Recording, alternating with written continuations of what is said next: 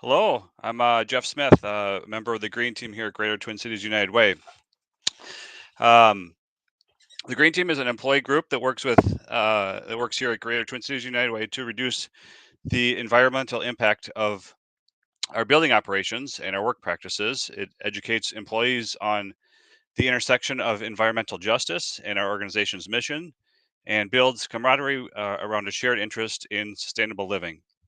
So, So for those of you here at United Way, I want to let you know that there is one more event taking place for Green Week coming up on Friday. It's an in-person volunteer cleanup at Boom Island. So check your calendar for that event. Um, I'm here to introduce Bud Burge, who is probably needs no introduction internally. He is a digital media content producer at Greater Twin Cities United Way. He is the winner of the Greater Twin Cities United Way Changemaker Award and a volunteer documentary filmmaker, which is why we are here. And Bud is going to tell us a little bit about the film and why he created it. So turn it over to you, Bud.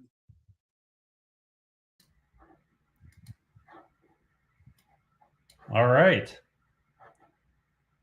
Second here. Good afternoon and welcome to this special Green Week screening of Stories of Food, Good, Clean, and Fair for All. My name is Bud Burge. I'm the digital media content producer at Greater Twin Cities United Way.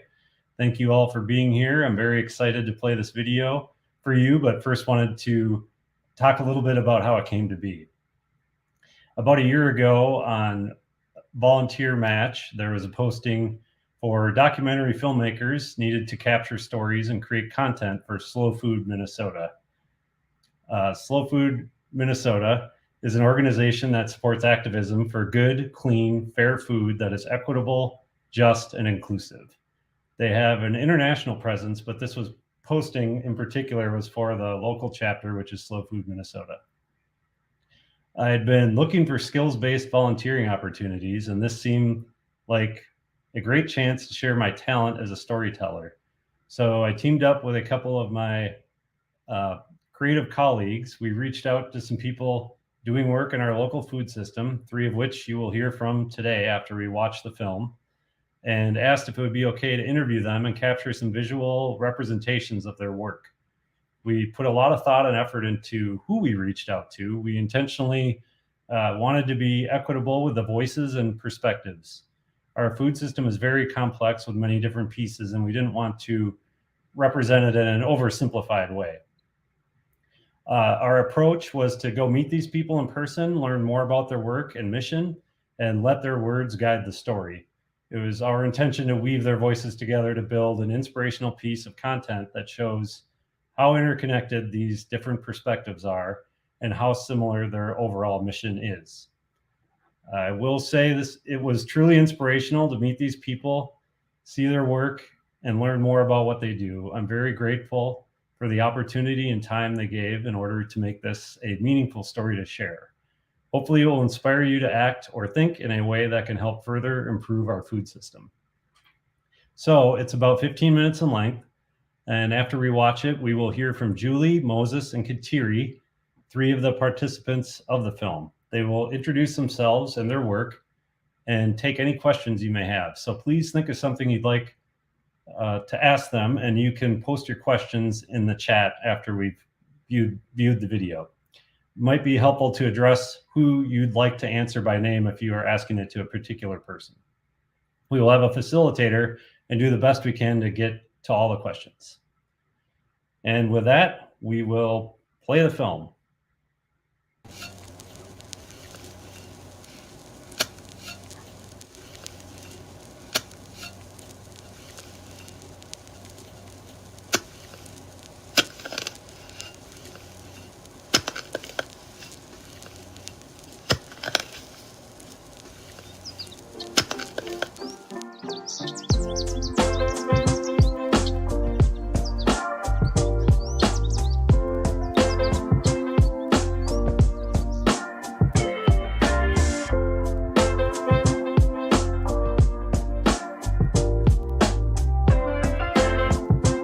My name is Rodrigo Cala. I am an organic farmer from Turtle Lake, Wisconsin.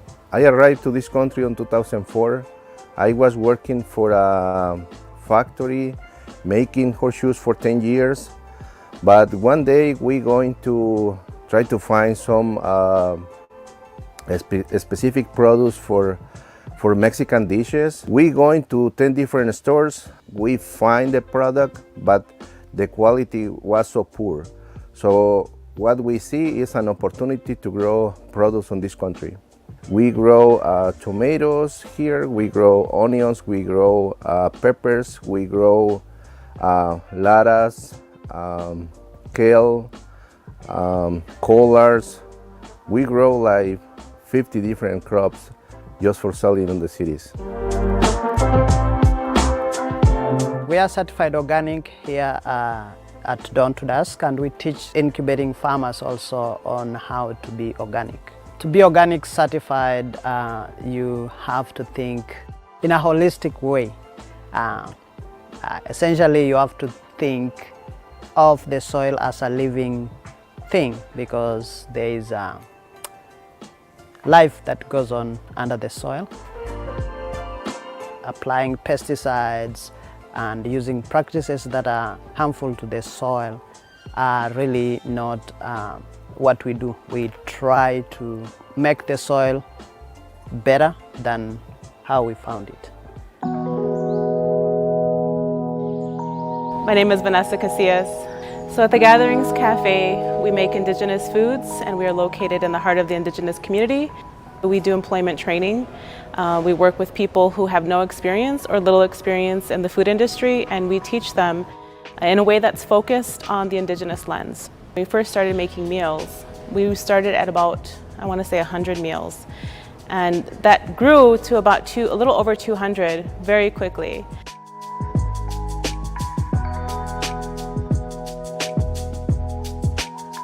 We use at least 50 to 60% native ingredients, and we try and keep the food as healthy as possible for our elders. Due to the historical trauma of boarding school, residential school, colonizing the palate in a way, so it's just being on the front line and reintroducing these natural ingredients, especially the local ingredients here in the Midwest area. Food for me represents health, it represents sustenance. Here at Dream of Wild Health, one of the things that we say often, and something that we're going to kind of continue to push, is food is medicine. It's not just fuel for my body, but it's feeding my spirit. Working with the earth is healing me in ways that I didn't know I needed to be fixed. There are those different sensations that you get from biting into a freshly picked ripe fruit. And that's why it's so important for us to be able to put as much love as we possibly can into growing these plants. It's the best investment you can do in yourself. People thinking, I'm gonna buy a expensive car, or I'm gonna buy a expensive and fancy cell phone. I think the best investment you can do in yourself is get healthy food.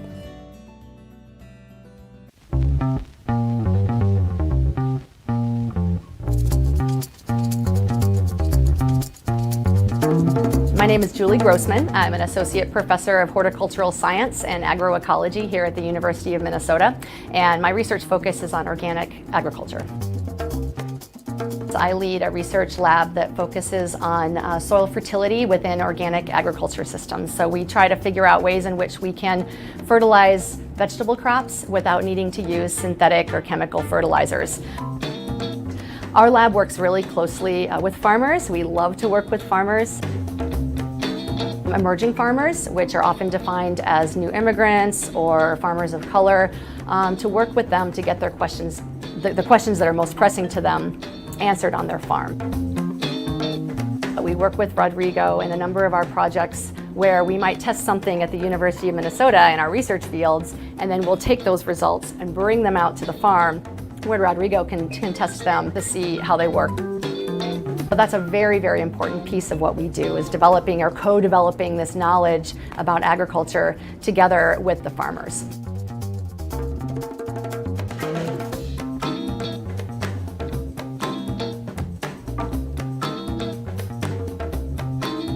climate change is a big issue for farmers. And I don't think it's a problem just for the farmers, it's a problem for everybody. If you want to eat 3 times a day, it's your concern too. So we need to start doing realistic things for change that. And we don't have the time. People, they think it's gonna be in 20 years, it's gonna be in 50 years. I don't see that time. I see we need to start doing right now. You are what you eat. If the food has pesticides, if the food is of low nutrient value, it's the same for you. I think it's very important to know who is growing your food, where the food is coming from. It's so important for us to continue to educate the community on why our food is important, not only how it's grown, where it's grown, and by who, but here we take special care in the soil. We know that our silent coworker who makes everything grow for us needs to be taken care of and respected. Every single day we take a step and step on her. And she is carefully nourishing the crops that we're growing. Feeding the soil, ensuring that we're respecting her in a good way, just like my ancestors did, is the first step in creating a healthier food system. Our lab really focuses on utilizing natural or ecological processes that we're just starting to understand to make our agroecosystems and our agricultural systems more sustainable. Our lab studies what are called cover crops, which are non-harvested crops that are grown specifically to improve the soil. And we know, over years of research, we know that using cover crops can build soils, can help improve soil health over time. You can see small pockets of hope in the countryside where you can drive by and see that there's a covered field with green, and it's not brown. And so seeing those pockets of green means that people are trying to cover the earth, regenerate her, and make sure that we're being conservative about our soil loss. We all have a responsibility to play in taking care of our environment, and agriculture has a huge impact on the environment. We have a lot of negative implications of the way we're growing food today, including runoff of nutrients into our water bodies, which causes contamination. We have soil degradation happening at a widespread pace. Not only do we need to change things so that we're not heading down this negative path, but we need to find ways to do it better and improve the system.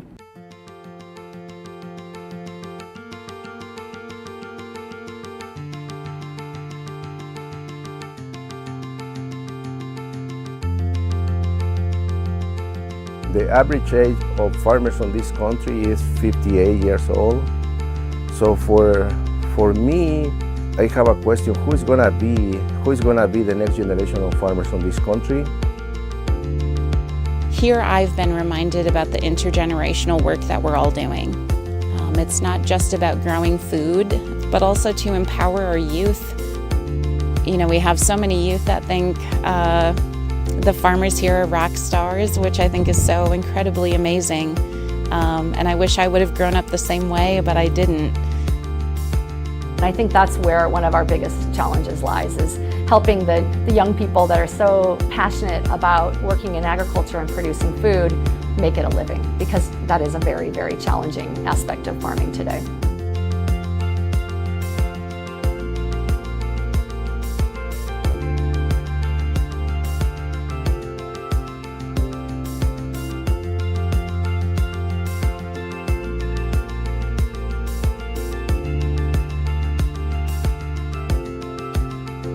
One way to break that land access barrier was for us to open up our land. We actually wanted to start with like 3 farmers, of 3 to 5, but we ended up with like 15 farmers in 2020, and that is how we decided to try and make this incubator process. Emerging farmers here in Minnesota are a growing segment of our agricultural economy. We have emerging farmers producing many of our horticultural crops, our fruits and vegetables, on a small scale in the state, and they distribute those products through things like CSAs, mini restaurants. And so one way that viewers can actually be involved in that system is by supporting those farmers and making the effort to identify where they're selling their products.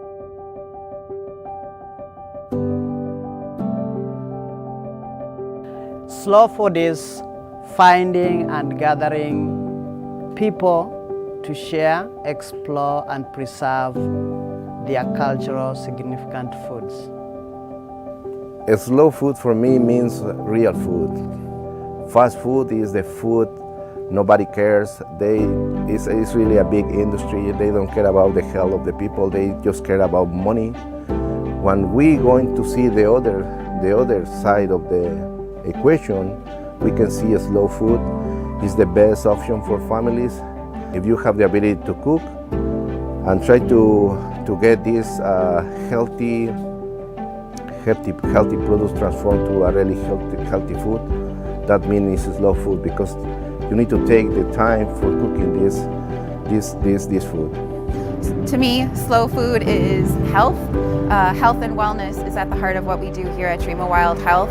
We are incredibly happy to be working with the community, to be providing a hub for health, and working with the different seeds and the different plant relatives at our farm is incredibly important to us. And teaching our youth how to see food in a healthy way and work with our healthy indigenous ingredients is incredibly important to us as well. Slow food is eating like my ancestors ate. Slow food to me in my life is having a campfire and burning hardwood ash to only collect it and save it for the corn that I'm growing in an effort months later to nixtamalize the corn in a traditional way. Slow food is indigenous foodways. Indigenous foodways mean that we're connecting with community. We're not centered on the individual or the individual experience. We're centered on our impact on the land, our impact on our environment, and the reciprocal role that food plays in our lives.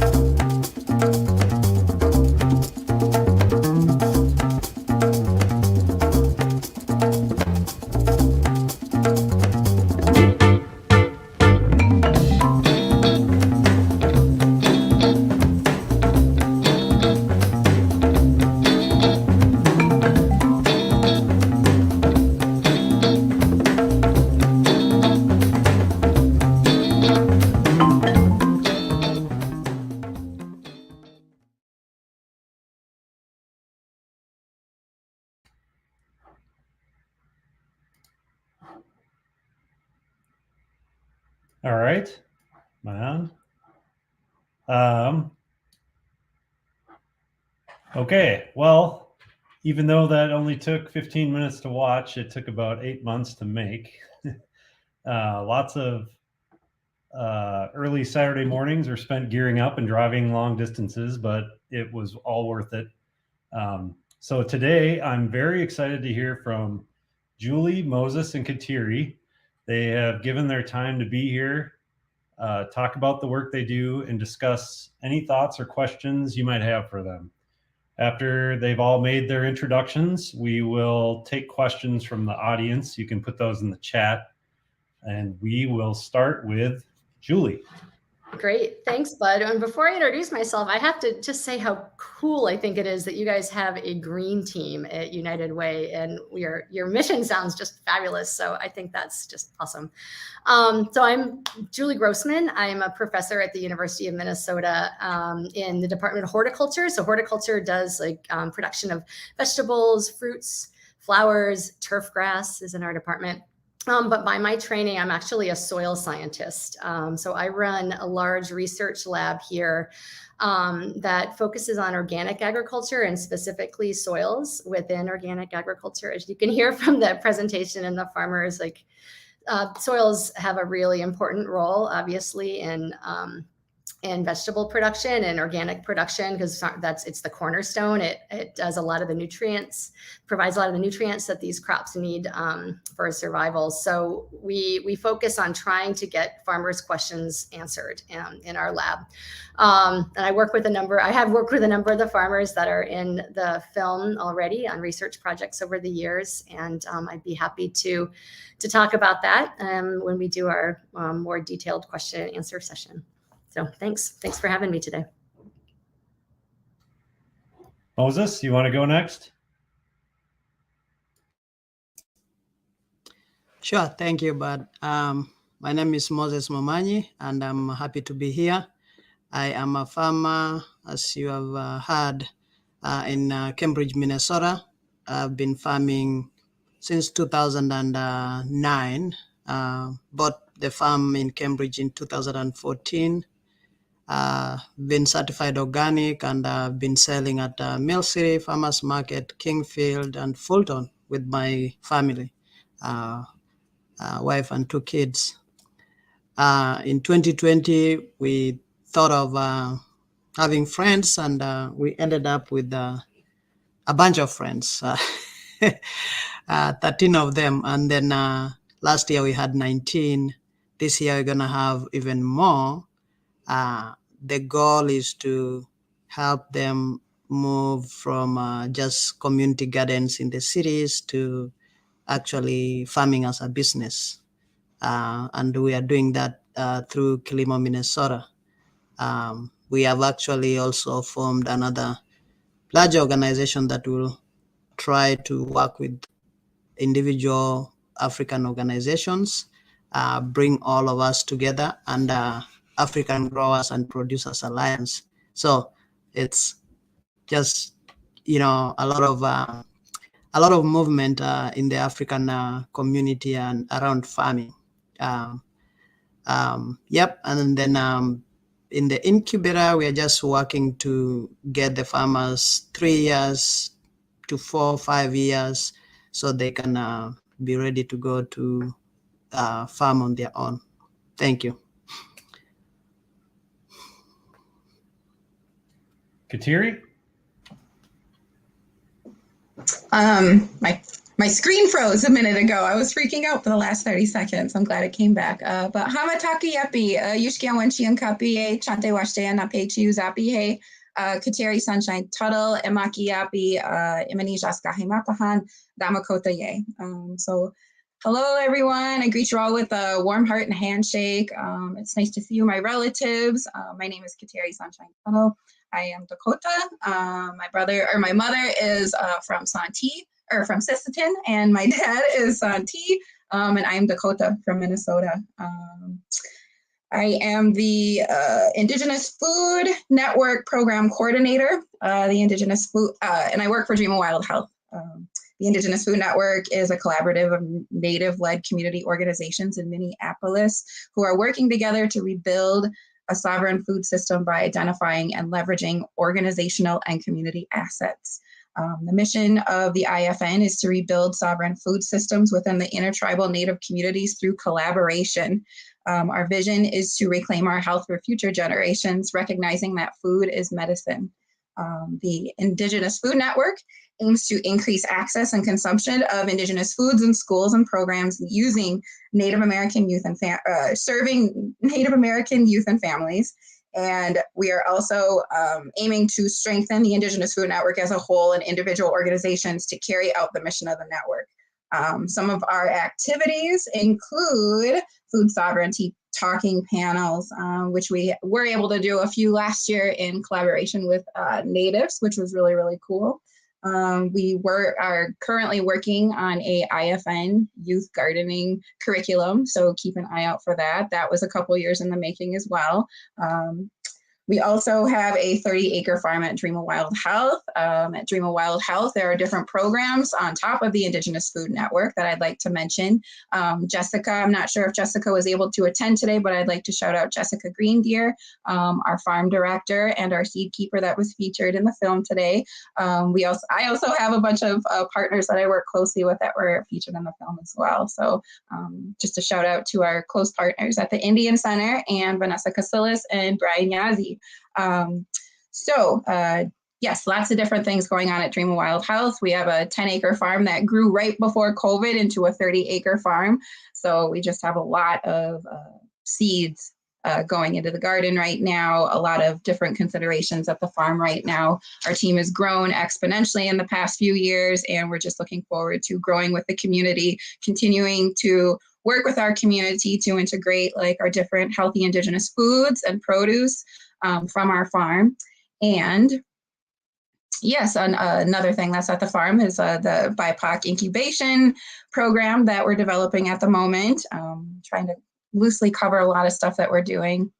And then also don't forget the youth programming at the IFN. I'm also able to work to coordinate activities where we integrate our youth programs, which is one of the base core important things of what we do at Dream of Wild Health, and we integrate them into the activities so that they learn how to help with community things, participate in our things like food demos, and teach our community about the things that they learn at our farm through our cultural teachers such as Hope Flanagan, who does our community and outreach. But it's nice to see everybody here today. We'll stop there. All right, great. Thanks for all the intros. Looks like we got some questions in the chat that we are going to try to address here. Let's see here.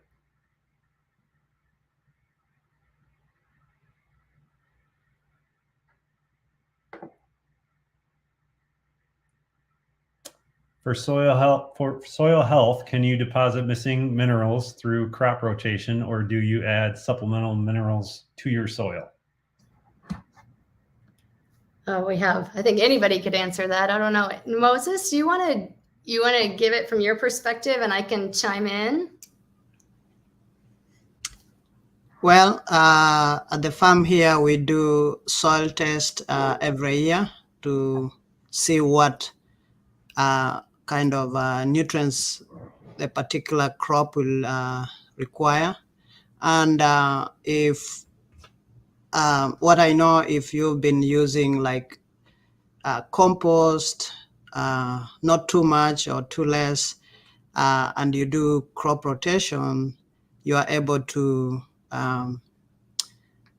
like balance that nutrient availability, because the compost comes with a little bit of everything for the minerals, and then the cover crop helps trap back those that are leaching down, bring them up, and then you till in, and then so you're kind of recycling within the the reach of the plants. But yes, you can actually add organic minerals that you find missing if you do a soil test. And I think I could add to that too. It's a great response. And there's another question I saw in the questions about cover crops. And so I think those are really related to that question as well, about minerals and replacing nutrients or minerals that the crops take out. Because every time we harvest our farm or our garden and we take those vegetables or fruits or whatever we're taking out, we're taking the nutrients with them. So when we think about crop rotation, especially on organic farms, we automatically think about cover crops being rotated. And cover crops, as you could hear from the film, are just crops that we're planting because they have this special ability to improve soils. And so that the cover, just by having those cover crops in the rotation, we're not harvesting them. So all that stuff we're growing, all that biomass gets added right back to the soil. So it improves nutrient cycling in soils in that way. But one of the really cool things about cover crops is that a lot of them are legumes. So many of you probably think about legumes as being like beans or peas, things we're eating. But in this case, we can grow legume cover crops, and those legume cover crops will add new nitrogen. So it'll add like free fertility to your farms because they can carry out this really cool process with soil bacteria. So that's a way that organic farmers often will deliver like new sources of nitrogen or that fertility to their soils through those legumes. So if you're rotating with legumes, that's an added bonus. It's a good thing.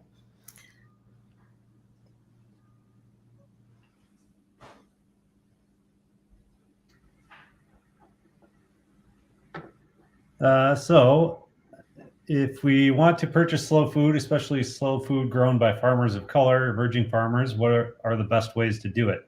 Other places to look besides farmers markets and CSAs?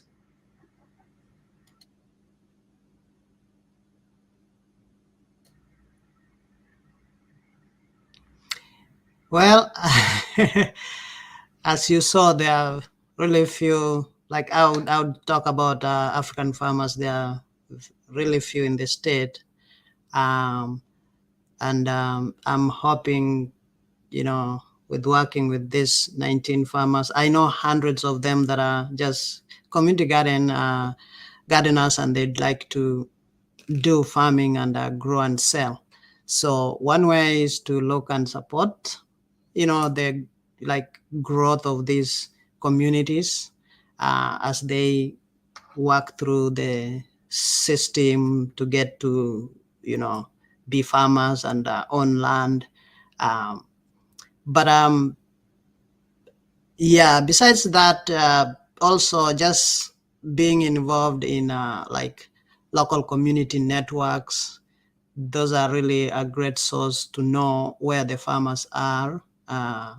We have Midwest Farmers of Color, which is an organization that is trying to map out all the farmers of color in the state. And then, there's HAFA, there's LADC, there's Kilimo. There are these different organizations, but just being in a network will help, get down to where these farmers are. Great. I'm going to interject here with a quick question, and that's kind of addressed to all of you, since it is Green Week in spirit. How does the slow food movement contribute to environmental protection? It'd be great if each one of you kind of had a response in some capacity. I guess I can go real quick with that. I actually tried to prepare a little bit because I didn't want to be stumbling over my words. So I apologize, but I'll be reading a quick answer from that. So the slow food movement contributes to environmental protection because it encourages people to think about their food systems, like where you get your food. Is it produced in an ethical, environmentally sustainable way, which is for sure stuff that we should be thinking about. It also encourages people to work together to create their own models for food sovereignty. I work heavily in the realm of collaboration and food sovereignty. And in my experience, working together to amplify what it is you're doing is the most effective way. So I just like to say that that's something that really contributes to the slow food being environmentally protected. Yeah, I want to underscore that. That's a beautiful answer. And because I think of slow food as being a connector between the farmers and the people that are the eaters who are buying the food. But, there are people like us that are sort of in the middle where we're trying to like answer farmers' questions and take on some of the risk that they might have in using a new approach to, maybe they want to try a new cover crop, or they want to look a little bit in more detail at what a particular crop is doing to their soil. Is it taking out nitrogen? Is it adding nitrogen? And so when we're thinking of environmental protection and ways that we could improve, in my case, improve soils, we need to be able to answer the questions in a safe place, so in say a research environment, and then get those results back out to the farmers so they can use them on the landscape. So thinking about United Way and the slow food movement together as connectors in this way is really important, because we then can produce food in a way that's healthy and less damaging to the environment by all doing our parts and doing the respective parts. So it's an important role for sure. Yeah, when I think of slow food, I think of the micro system of food production. So Minnesota has 80% tillable land, but is also 80% commodity crop, which we don't eat. That goes to do some other processed products. And that means between winter and summer, we are still getting food from outside the state, mostly from the southern states. So slow food will be like, if you think of environmentally, what it means is, think about all the energy that has been spent to bring that food over here. Yet we have land here that we could grow that local food. So if we support local food as much as we can, we will be limiting a lot of the environmental things that we do. And we have also talked about other industrial food production processes like CAFOs, where it's like this huge operations that have thousands and thousands of chickens or cattle or something like that. They emit a lot of environmental pollution. So just think about locally sourced produce, and you'll be doing one step to environmental protection. Okay, we're going to do one more round of panelist discussion question, and then we will get back to the Q&A.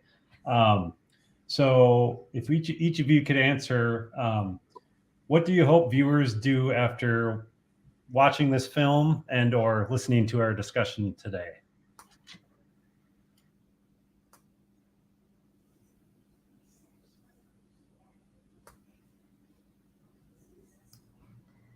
Well, one of the things that hasn't been mentioned yet that was highlighted in the film was the importance of cultivating new farmers from all perspectives. So farmers of color that are learning how to farm in a completely different environment, maybe from where they grew up.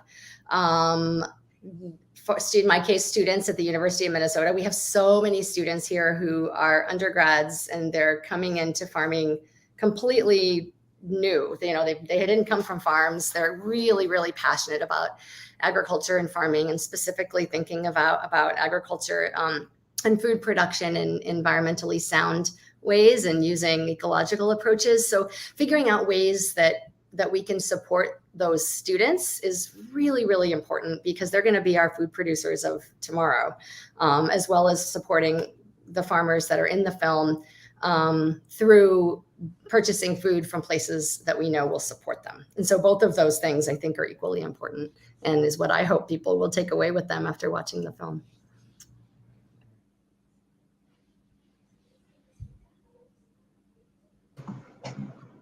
I guess a lot of things come to mind because there's a lot of things that we can do because there's a lot of work to be done. The first things I guess that come to mind for me are just I hope that people just do a little bit more research on all of the farms and the people that are featured in this film, just to kind of learn what it is, what your local food system looks like. Also, I would like to encourage people to start thinking about generally about soil health. I work with a farm, but I actually get to work very closely with our urban community partners. But just being able to learn from our elders and people that I work with at the farm, including Jessica Greendeer and Hope Flanagan, our soil health is really, really an important issue right now. And I really would push everybody to learn a little bit more about what that is. As Moses had mentioned, and other farmers on this film had mentioned, there really isn't a lot of time to kind of deal with the soil health and topsoil health. So that's something that I would say. And then also, lastly, just try to figure out what you can do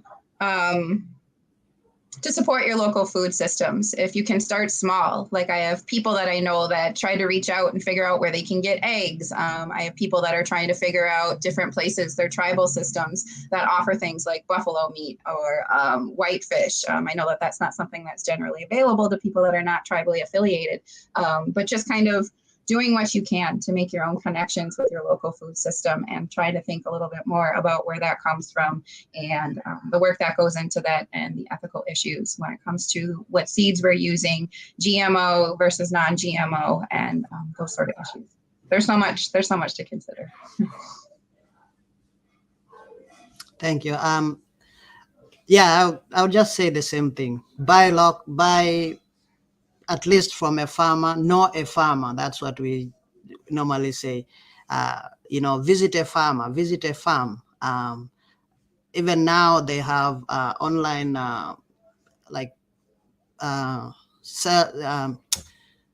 online shopping that you can do for produce. And, you can still order and you can still read about these local farms and all that. Eat from a restaurant that, is supporting local farms or has some local stuff in their menu, something like that. Thank you.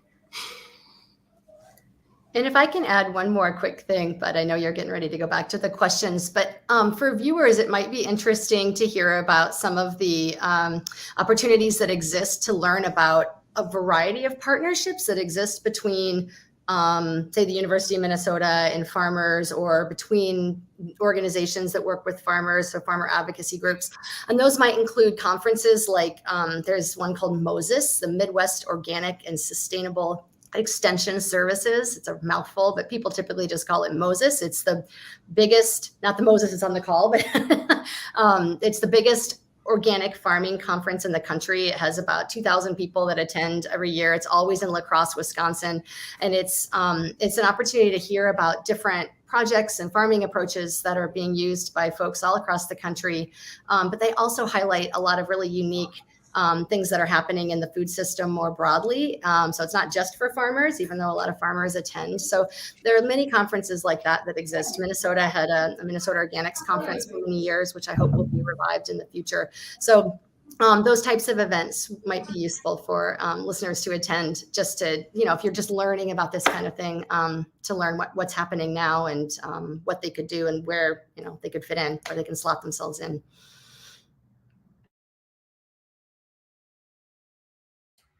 Great. I think we're going to get back to some questions here. This comes from CC. What are some examples of barriers facing emerging farmers and examples of how opportunities are being created or made more accessible?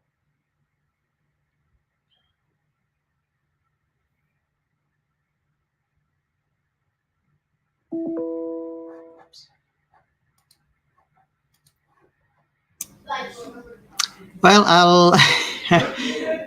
I'll try to answer that. I'm trying to tackle that. So, like I gave that example, selling at the farmers market for like over 10 years, I was feeling like I was alone. And I knew a lot of these African farmers who are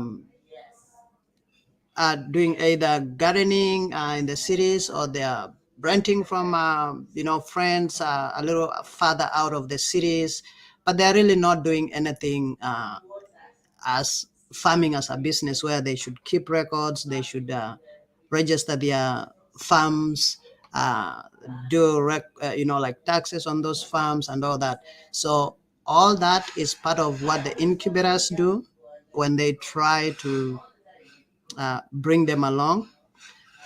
So the first thing I would say is land access barrier, but there's a lot of system barriers that are there, like language is a barrier, even though it might seem plain and simple, but it's not responsive. Like it's the immigrant, let's say, reading it that isn't able to like really understand what it actually means. The fact that I grew up in Africa, I would grow things. I won't worry about the weather. I won't worry about all these other like regulations that are around food, food safety. There's no that one is not there in Kenya, where I come from. The when the produce is ready, I just take it to the market. I find a space, I sell it.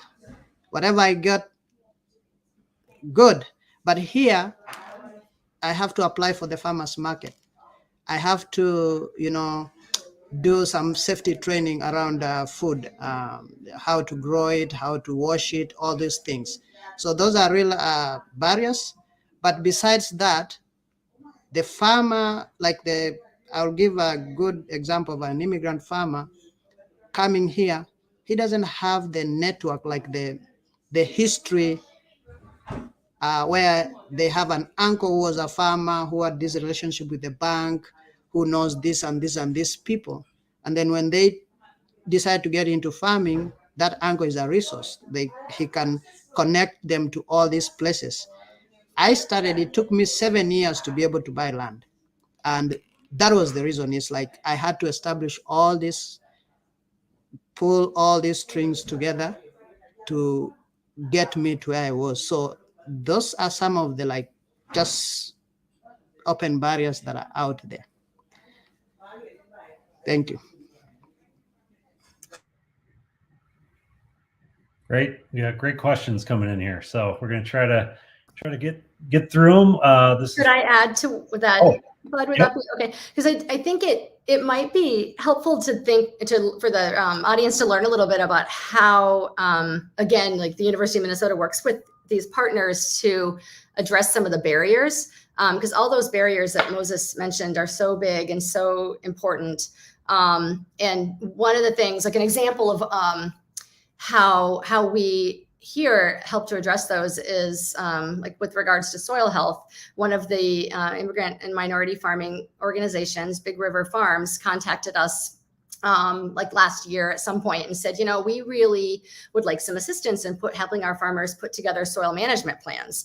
And so we thought, oh yeah, we can do that. Like we have the expertise to do that, but we need to pull the right people in. We need to find the right resources. And so right now we put a proposal in, and we're sitting on we're a finalist for receiving the funds to be able to do this. And so it took a year in making, but the farmers came up with the idea of a challenge they were facing and thought, well, how could we work together to address this challenge? So the management plan would include like visual resources on soil test reports, which are very complicated, even for farmers that don't come from backgrounds where they might not speak English, and even they're just complicated materials. So having like a liaison between the soil people and the farmers who are actually working in the soil and understand it best from that perspective is really valuable. So there are a lot of projects like that are happening, but the ideas always come from the farmers, and we just try to act on them in the best way we can. I'll just quickly add to real quick that there are a couple different organizations that are doing a lot of trainings that really touch on the land access being a big barrier for farmers and BIPOC farmers these days. One of them being the Intertribal Agricultural Council, and also the First Nations Development Institute. So there's just a lot of resources if you're a BIPOC or an Indigenous farmer for you to go out and look for these different trainings. If anybody has questions about those sort of trainings, you could also reach out to me afterwards, but there are different resources for at least BIPOC and Indigenous farmers to address the land access barrier. Great. We'll go on to the next question from Alexis. Do you know if there's been any movement towards introducing more perennial crops? You want me to take that one real quick? I can just nab it really quickly. Yeah, I mean, fruit crops and tree crops and things like that are perennials, and they've been on the rare berries. We've had those in the landscape forever. But where we're really making some inroads is thinking about grain crops that are perennial. Grain crops like wheat. They're grown annually, so they're grown and they're taken out, and they're grown and they're taken out, and so that's been a real challenge over the years, especially with soil health. And recently there's been a new variety of wheat that has been developed, like more of a perennial wheat grass called Kernza. So you can keep your eye on the marketplace for that, because it's now becoming more available commercially. But the answer is yes, they're making some progress, but it's taking a very, very long time. From Steve, are there any CSAs you all would recommend to support your work directly?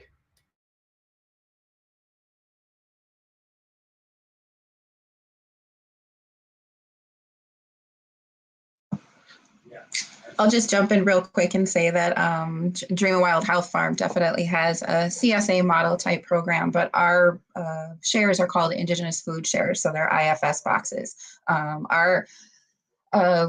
I've been working for a few years to try to integrate some of these healthy Indigenous foods and our produce into the community, and we found, with me working with somebody named Ashley Monk, who is one of our distribution managers at the farm, and we realized that our IFS shares are growing exponentially every year, and just supporting those in general is really, really a helpful way of us to integrating those. We're trying to develop some food demos and specific nutrition related information for our IFS.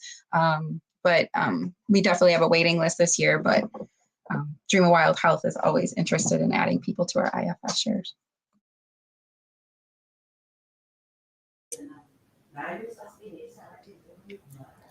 From Caroline, what are some resources if we want to start growing our own food?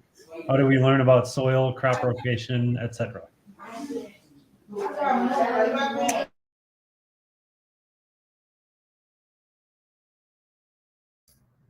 Well, I would recommend starting with University of Minnesota Extension has some really great websites out there.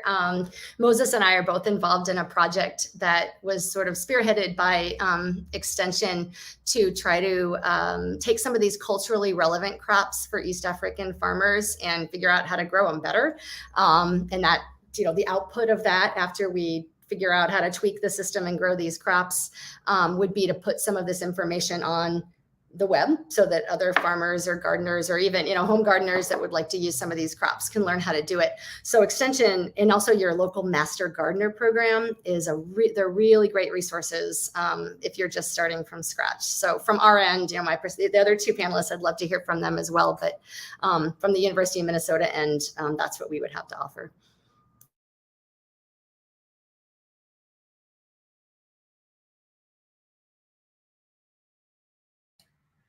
From Liz Williams, Kateri, what are you hearing from Native youth right now regarding food sovereignty? What's drawing them to your programs, and what might be barriers to youth engaging with food sovereignty? Liz, thank you for that question. Our youth are, the most important part of what we do at the farm. It's the oldest program at Dream of Wild Health, and yeah, we really, really try to connect our youth with all of these different food sovereignty aspects. The youth have been having a bit of a hard time the past couple of years, as many of you might imagine. Our youth have really been excited to come to our programs the past couple summers. We did not cancel any of our programs. We tried to stay real safe with the COVID. But what we're hearing from our youth is that they really they love working with our farmers at the farm. They like learning about the plants. They like learning about foraging. They like doing hands-on things with our traditional medicines, including sweetgrass. These connections are really, really important to them right now, especially during COVID, because it's keeping them learning. It's keeping them social with like other Native kids. It's connecting them to their culture, which is one of the main reasons why all of our youth come to Dream of Wild Health. I grew up in the Twin Cities, and I've always been very aware of like Dream of Wild Health and their connection to our community. But our youth are very, very excited to like keep learning during this time in COVID. And I'd say one of the barriers to youth engaging in food sovereignty is just not having enough programs, I guess, like Dream of Wild Health that connect like Indigenous youth to like the seeds and to like our traditional stories and traditional teachers. Another small barrier I'd say is just that we have a lot of kids that really haven't tried a lot of healthy foods, and just making sure that we try to get their palate going, get them interested in learning about history and language is something that's a little bit of a barrier as well. So just integrating these foods, integrating like teachings is definitely helpful. Okay, I think we got time for one more question, and I'll do a quick kind of outro wrap up here with everyone. So from Emily, have you seen climate change affecting your work, and have you found any solutions to the challenges so far?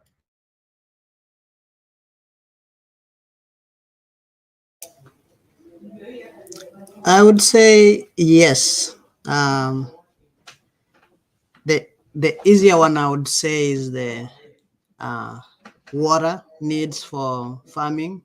As a farmer, we are always keen on the rain and the drought. Last year we did have like almost 2 months straight without rain, any single drop of rain. And if you're a vegetable grower, that really worries you, because if you don't have irrigation, I know some farmers who lost crop because of that. They lost income because of that, because if you don't have rain, you can't seed, let's say, radishes that you need to germinate right away if you're taking the farmers market. So we did a lot of irrigation, and most farmers said they did a lot of pumping water from the well. Besides that, we are seeing also changes in spring and fall. Like sometime you have too early spring, and then that makes the plant sort of want to flower early, and then it comes cold again, and you lose that crop because of the frost. We've seen a lot of pest problem because of the too hot climate. Last year we had a really problem with the cucumber beetles and potato beetles, and I link those to changing weather patterns. Thank you. All right. Well, we're getting close to the end here, but this has been a fantastic session. I want to end it just by thanking everyone for coming and being involved and asking questions. I want to hopefully get in real quick. I know Moses currently has a GoFundMe. He's on the lookout for some, I believe, freezer investment. You can speak to that, Moses. I just wanted everyone to know about it, and maybe we'll end it here quick by just asking, what are some ways such as that people can get involved with your organization and or any sort of volunteering help you might need. Thank you, Bud. Yes, because we moved the 20 farmers to Lino Lake. Lino Lake is a land that is closer to the cities, cuts their commuting into half. Last year, a farmer put 10,000 miles just to drive to Cambridge and back every day.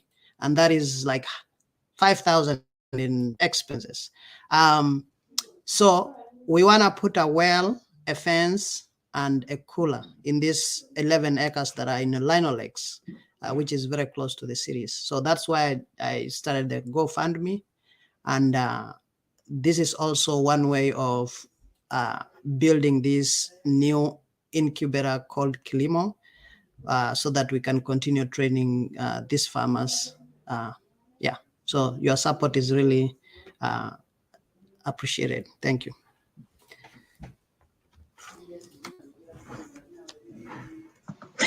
I'll jump in real quick. I just have a quick little blurb, and we'll just then I'll be done. So a couple ways to support Dream of Wild Health and the Indigenous Food Network is to shop for Dream of Wild Health produce and food and medicine products.